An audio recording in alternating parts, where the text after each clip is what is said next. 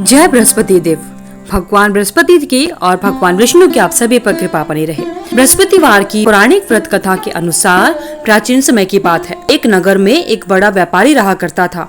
वह जहाजों में माल लदवाकर दूसरे देशों में भेजा करता था। वह जिस प्रकार अधिक धन कमाता था उसी प्रकार जी खोलकर दान भी किया करता था। लेकिन उसकी पत्नी बहुत कंजूस थी। वह किसी को कुछ भी नहीं दिया करती थी।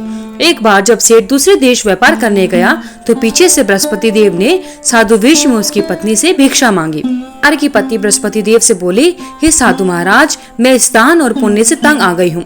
आप कोई ऐसा उपाय बताइए जिससे मेरा सारा धन नष्ट हो जाए और मैं आराम से रह सकूं। मैं यह धन लूटता हुआ नहीं देख सकती। बृहस्पति देव ने कहा, हे देवी, तुम तो बड़ी विचित्र हो। संतान और धन से तो कोई भी दुखी नहीं होता। अगर धन अधिक है तो इसे शुभ कार्यों में लगाओ। विद्यालय और बाग बगीचों का निर्माण कराओ। ऐसे पुण्य कार्य करने से तुम्हारा लोक और परलोक सार्थक हो सकता है। लेकिन साधु की बातों से व्यापारी की पत्नी को खुशी नहीं हुई। उसने कहा, मुझे ऐसे धन की आवश्यकता नहीं है जिसे मैं दान दूं। तब बृहस्पति देव कहते हैं, यदि तुम्हारी ऐसी इच्छा है तो तुम एक उपाय करना। 7 बृहस्पतिवार घर को गोबर से लीपना, अपने बालों को पीली मिट्टी से धोना, केशों को धोते समय स्नान करना, व्यापारी से हजामत बनाने को कहना, भोजन में मांस मदिरा खाना, कपड़े अपने घर पर धोना। ऐसा करने से तुम्हारा सारा धन नष्ट हो जाएगा। इतना कहकर बृहस्पति देव अंतर्ध्यान हो जाते हैं। व्यापारी की पत्नी ने बृहस्पति देव के कहे अनुसार 7 बृहस्पतिवार वैसा ही करने का निश्चय किया। केवल 3 बृहस्पतिवार बीते थे, उसकी सारी संपत्ति नष्ट हो गई और वह परलोक से धार गई। जब व्यापारी वापस आया तो उसने देखा कि उसका सब कुछ नष्ट हो चुका है। उस व्यापारी ने अपनी पुत्री को सांत्वना दी और दूसरे नगर में जाकर बस गया। वहां वह जंगल से लकड़ी काट कर लाता और शहर में बेचता। इस तरह वह और अपनी बेटी का जीवन यापन करने लगा। एक दिन उसकी पुत्री ने दही खाने की इच्छा प्रकट की, लेकिन व्यापारी के पास दही खरीदने के पैसे नहीं थे। वह अपनी पुत्री को आश्वासन देकर जंगल में लकड़ी काटने के लिए चला जाता है। वहां एक वृक्ष के नीचे बैठकर अपूर्व दशा पर विचार कर रोने लगा। उस दिन बृहस्पतिवार था। तभी वहां पर बृहस्पति देव साधु के रूप में सेठ के पास आ जाते हैं और कहते हैं, हे मनुष्य, तू इस जंगल में किस चिंता में बैठा है? तब व्यापारी बोला, हे महाराज, आप सब कुछ जानते हैं। इतना कहकर व्यापारी अपनी कहानी रो रो कर सुना देता है। बृहस्पति देव बोले, देखो बेटा, तुम्हारी पत्नी ने भगवान बृहस्पति देव का अपमान किया था। इसी कारण तुम्हारा यह हाल हुआ है।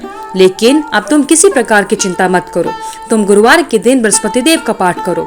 2 पैसे के चने और गुड़ को लेकर जल के लोटे में शक्कर डालकर वह अमृत और प्रसाद अपने परिवार के सदस्यों और कथा सुनने वालों में बांट दो। स्वयं भी प्रसाद और चरणामृत लो और भगवान तुम्हारा अवश्य कल्याण करेंगे। साधु की बात सुनकर व्यापारी बोला, महाराज, मुझे तो इतना भी नहीं बचता कि मैं अपनी पुत्री को दही लाकर दे सकूं। इस पर साधु जी बोले, तुम लकड़ियां शहर में बेचने जाना। तुम्हें लकड़ियों के दाम पहले से 4 गुना मिलेंगे, जिससे तुम्हारे सारे काम पूरे हो जाएंगे। उसने लकड़ियां काटी और शहर में बेचने के लिए चला गया। उसकी लकड़ियां उस दिन अच्छे दाम में बिक गई, जिससे उसने अपनी पुत्री के लिए दही लिया और गुरुवार की कथा के लिए चना गुड़ लेकर कथा की और प्रसाद बांटकर स्वयं भी खाया। उसी दिन से उसकी सभी कठिनाइयां दूर होने लगी। लेकिन अगले बृहस्पतिवार को वह कथा करना भूल गया। अगले दिन वहां के राजा ने एक बड़े यज्ञ का आयोजन करके पूरे नगर के लोगों को भोज के लिए बुलाया। राजा की आज्ञा के अनुसार पूरा नगर राजा के महल में भोज करने के लिए गया। लेकिन व्यापारी व उसकी पुत्री थोड़ी सी देर से पहुंचे। अतः उन दोनों को राजा ने महल में ले जाकर भोजन कराया। जब वे दोनों लौटकर आए तब रानी ने देखा कि उसका खूंटी पर टंगा हुआ हार गायब है। रानी को व्यापारी और उसकी पुत्री पर संदेह हुआ कि उसका हार उन दोनों ने ही चुराया है। राजा की आज्ञा से उन दोनों को कारावास की कोठरी में कैद कर डाल दिया गया। कैद में पड़कर दोनों अत्यंत दुखी हुए। वहां उन्होंने बृहस्पति देवता का स्मरण किया। बृहस्पति देव प्रकट होकर व्यापारी को उसके भूल का आभास कराया और उन्हें सलाह दी कि गुरुवार के दिन कैद खाने के दरवाजे पर तुम्हें 2 पैसे मिलेंगे। उनसे तुम चने और मुनक्का मंगवाकर विधि पूर्वक बृहस्पति देवता का पूजन करना। उसके बाद तुम्हारे सारे दुख दूर हो जाएंगे। बृहस्पतिवार को कैद खाने के द्वार पर उनको 2 पैसे मिले। बाहर सड़क पर एक स्त्री जा रही थी।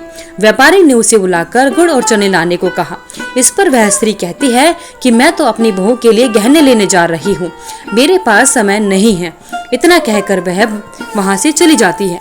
थोड़ी देर बाद वहाँ से एक और स्त्री निकली। व्यापारी ने उसे बुलाकर कहा कि हे बहन, मुझे बृहस्पतिवार की कथा करनी है, तुम मुझे 2 पैसे का गुड़ चना ला दो। बृहस्पति देव का नाम सुनकर वह स्त्री बोली, भाई मैं तुम्हें अभी गुड़ चना ला कर देती हूँ।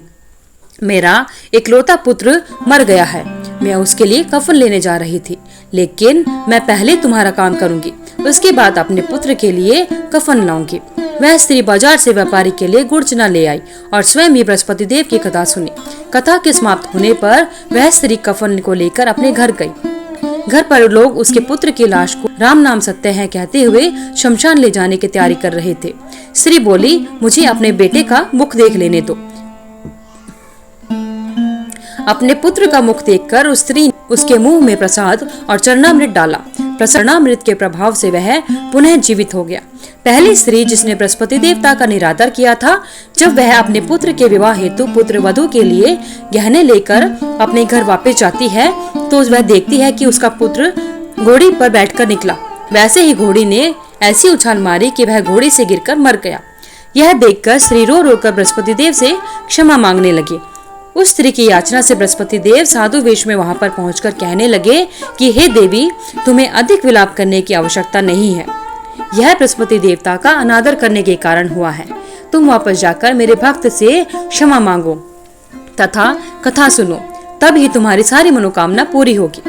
जेल में जाकर उस स्त्री ने व्यापारी से माफी मांगी और कथा सुनी। कथा के बाद वह प्रसाद और चरणामृत लेकर अपने घर वापस गई। घर आकर उसने चरणामृत अपने मरे हुए पुत्र के मुख में डाला। चरणामृत के प्रभाव से उसका पुत्र भी जीवित हो उठा।